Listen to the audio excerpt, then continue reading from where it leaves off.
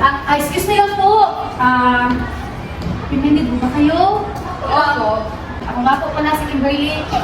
Dahil sabi niyo po, sakto lang ang pagka-pinindid ninyo. May question na po ako na sana sagutin ninyo. Tungkol saan po? Kayo na lang po ang bumasa. Okay. So, ang pag-preserve po ng ating kultura ay napakahalaga. Napakahalaga, it is essential to safeguarding the nation's identity as it reflects our values, beliefs, and history that define us, the Filipino people. Traditions, whether they are cultural practices, language, art, or customs, provide a sense of continuity and belonging, allowing future generations to understand their roots. They are also key for us in fostering national pride and unity, helping Filipinos connect to their shared heritage. However, in a rapidly modernizing world, these traditions are at risk. There are challenges like, for example, globalization and technological advancement. So let us first talk sa globalization. So the rise of globalization, which it influences the global culture, it may overshadow our local traditions, leading to a homogenization of cultural practice. Young Filipinos influenced by international trends like saffron cultures, di ba? Di ba? Hindi sa tumaginay na naging part sa kuha na kanang entertain and yan, i-adapt sa ilang culture. So, money siya can result in the erosion of unique Filipino customs as people adapt more dominant global trends. So, another example is the technological advancement where the rise of digital media and technology can divert attention from traditional arts and practices. Like for instance, di ba, naman dito yung mga Filipino crafts like basta itong waving, itong manahi, itong telapa, something na. So, tungod na boom na ang technological advancement, mas ang Filipino mas help towards the term ka ng mas encourage o yan, i-adapt nila ang product sa lain kaysa sa ato asomoto siya the reason or na-erase na. So, similarly, practice like bayanihan. Katong, for example, katong gusto man sa una katong sa kubo. Ya, kana sa kubo, kanang sila, tibok barangay, kay ang sahon. Transfer sa other place. So, nasa challenges which nanay individualistic society. So despite these challenges, effort to revive and celebrate Filipino culture such as cultural festivals and the inclusion of indigenous practices in education serve as important steps in preserving these traditions for future generations. This highlights the need for a balanced approach combining modernity with the respect and continuation of cultural heritage. Younger generation may gravitate towards modern forms of entertainment, risking the neglect of cultural heritage. So, in preserving our Filipino traditions, we safeguard not just the memories of our ancestors, but the very soul of our nation. These customs, stories, and practices are living connections to our heritage, reminders of our shared values, resilience, and identity. Let us hold them close and pass them forward, for they shape who we are and who will become. By cherishing and embracing our culture, we honor our past and ensure that future generations feel the pride, wisdom, and strength of being Filipino. Together, let's keep our traditions alive and let them illuminate our path forward. Learning about social issues can significantly contribute to reducing social inequalities in the Philippines in several ways.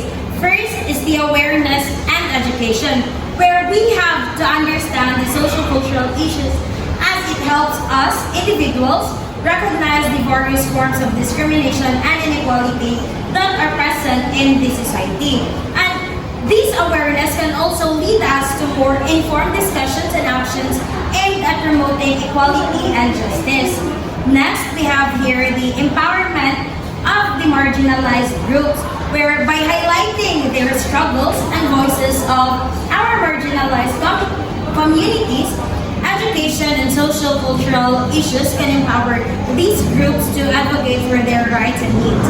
And this can lead to greater representation and inclusion in the decision-making processes.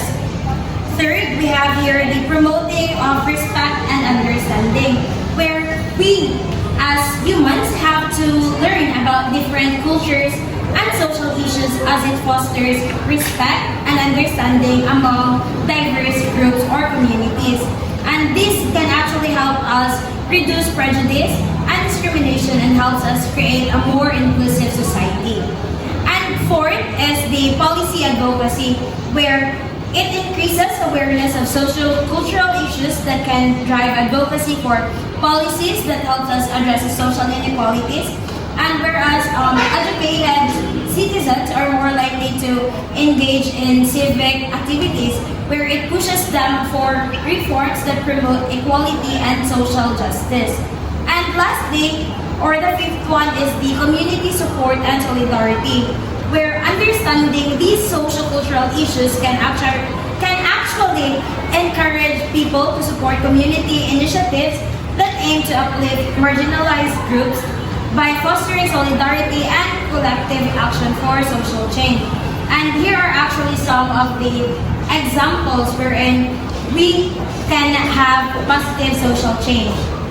First is the indigenous rights movement, where it actually increases awareness of the social cultural issues faced by our different indigenous peoples here in the Philippines, which actually led them to greater advocacy for their rights, where organizations and movements have emerged to protect some of our ancestral lands and promote the cultural heritage of indigenous communities, resulting in legal recognition and support for their rights. That's actually the first example. And we also have here a second or another example, which is the community-based programs, wherein in the community-based programs, these programs are actually focusing on social cultural education, who have been established in various communities to address different types of issues such as poverty and inequality, where these programs often involve workshops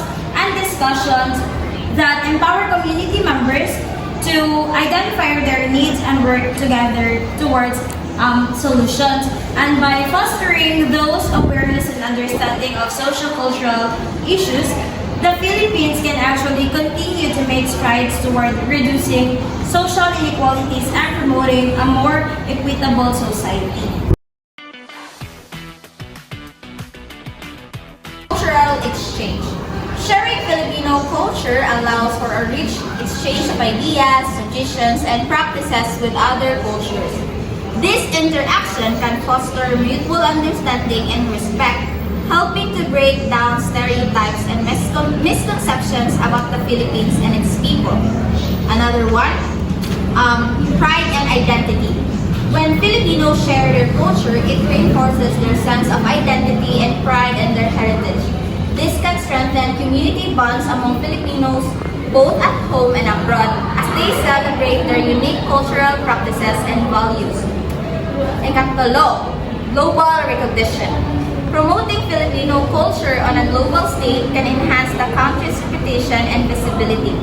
This recognition can lead to increased interest in the Philippines as a tourist destination as well as in arts, cuisine, and traditions. First is that Filipinos living abroad can actually become cultural ambassadors, wherein Filipinos living abroad can act as cultural ambassadors by sharing their traditions, language, and customs with their host communities, where this can be done through cultural events such as festivals and community gatherings that showcase Filipino heritage.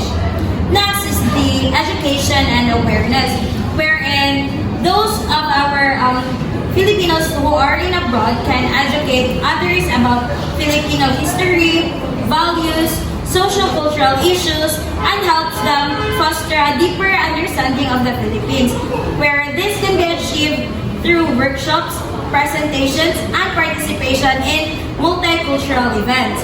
And lastly is the community building, where Filipinos abroad can create and participate in organizations and groups that promote Filipino culture and support fellow Filipinos, where these communities can serve as a support network and a platform for cultural exchange. And let us be known that by sharing Filipino culture globally is vital for fostering understanding for fostering understanding, pride, and economic opportunities. Filipinos living abroad play a crucial role in promoting and preserving social-cultural values, wherein they can ensure that their rich heritage continues to thrive and be appreciated worldwide. Naway nasagutan ho namin ang inyong mga tanong ng maayos. Maraming salamat ho sa pagsagot. Salamat din po.